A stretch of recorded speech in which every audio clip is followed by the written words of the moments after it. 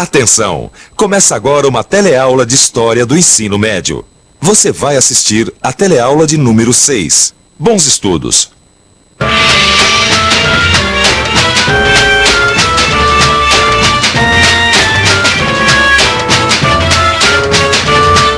No telecurso de História Geral, você tem conhecido várias civilizações. Desde o extremo oriente da China e do Japão, até o Egito, no norte da África. E a Mesopotâmia, no Oriente Médio. Hoje você vai conhecer dois povos semitas, os fenícios e os hebreus. Viaje com a gente do mar Mediterrâneo ao Rio Jordão. Conheça os grandes navegadores da antiguidade. Veja quem ensinou o mundo a ler e quem deu à humanidade o livro mais lido de todos os tempos.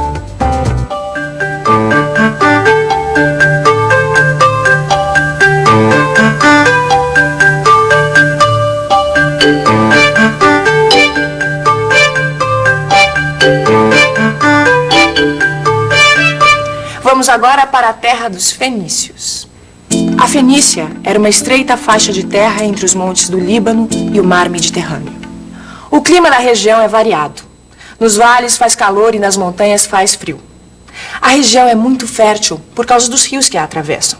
Além disso, as montanhas eram cobertas por florestas de cedro, cuja madeira era usada para construir barcos. Vicente, olha... Cedro do Líbano, essa madeira é famosa. É famosa mesmo. Olha, Gil, não é à toa que os fenícios se tornaram navegantes. Pensa uma coisa, de um lado eles tinham o mar Mediterrâneo e do outro lado uma floresta cheia de madeira boa para fazer barco. Bom, isso quer dizer então que enquanto outros povos semitas e ários brigavam para dominar a Mesopotâmia, os fenícios tratavam de ocupar o Mediterrâneo. Exatamente. Não é isso? Os fenícios levaram adiante a façanha de fazer com que as diversas culturas do Oriente Médio conhecessem umas às outras. Eles foram os grandes navegadores da antiguidade. Síria, 3.000 anos antes de Cristo. Os fenícios se fixam na região dos montes do Líbano e na costa do mar Mediterrâneo. Os gregos chamaram os fenícios de púnicos ou penícios, que quer dizer homens vermelhos. Isso porque eles usavam roupas tingidas de vermelho. Roupa tingida de vermelho? É. Mas espera aí, como é que eles aprenderam a tingir roupa? Com os povos da Mesopotâmia que não pode ter sido, porque eles não tinham tintas. Sim, mas eles viajavam tanto, Gil, que de repente eles chegaram no Egito, trouxeram as tintas de lá. Os fenícios foram o único povo que se dedicou exclusivamente ao comércio, fazendo a ligação entre povos e culturas distantes e desconhecidas. Mas eles nunca tiveram um país unificado. A Fenícia era formada por um grupo de cidades confederadas, que ajudavam umas às outras, mas eram independentes. A cidade mais forte liderava as outras. As principais cidades líderes foram Biblos, Sidom e Tiro. Os fenícios fundaram povoamentos e mercados como Cartago, Malta, Marsella e Sevilha. A decadência dos fenícios começa quando os impérios da Mesopotâmia se consolidam. 701 a.C., os assírios saqueiam Tiro. 574 a.C. é a vez dos caldeus invadirem Tiro, que desta vez é totalmente destruída. As outras cidades da Fenícia ficam dependentes do Império Persa. 333 a.C., o exército de Alexandre Magno domina todas as cidades fenícias. Ô Gil, agora no telecurso a gente está estudando a formação de vários impérios, né? Certo. De repente aparecem esses fenícios aqui que circulam por todos os impérios. Quer dizer, eles eram uma espécie de leve-trás. E sabe que isso me faz lembrar, Vicente, assim, dos mascates do interior. É sabe? mesmo? Além de comprar, de vender, eles aprendem e transmitem assim as novidades, os acontecimentos, as descobertas. E isso é cultura. É verdade mesmo. Agora eu fiquei com uma curiosidade.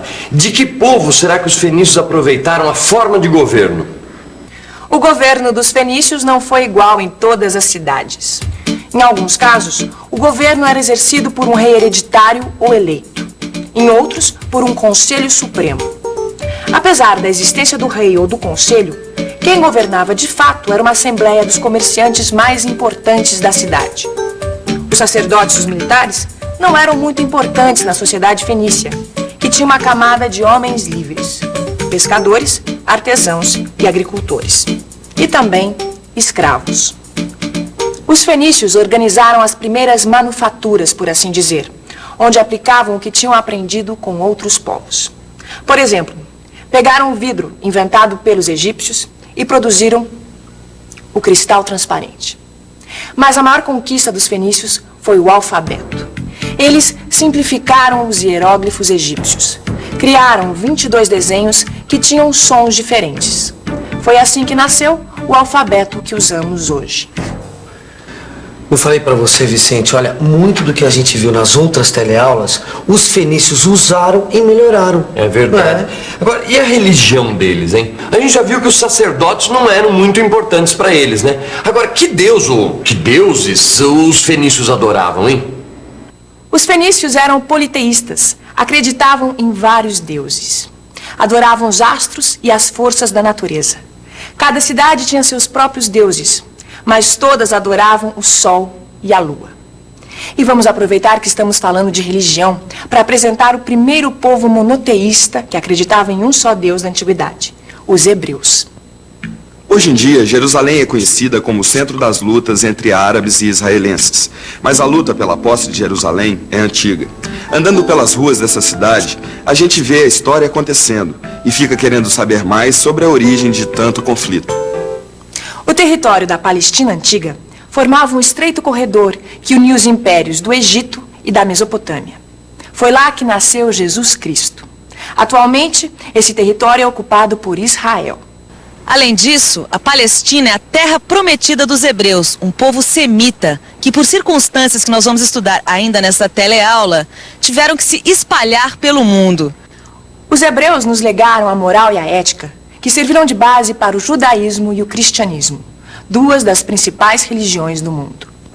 A Palestina ficava entre o Rio Jordão e o Mar Mediterrâneo, e era formada por 3 regiões geográficas: a Galileia ao norte, a região central Samaria e a Judéia ao sul. O Rio Jordão é o único que atravessa toda a Palestina. Hoje, a Palestina é uma região semidesértica, mas antigamente ela recebia mais chuvas e era uma região muito próspera, com vales e bosques. Era essa a terra prometida que o povo hebreu tanto procurou.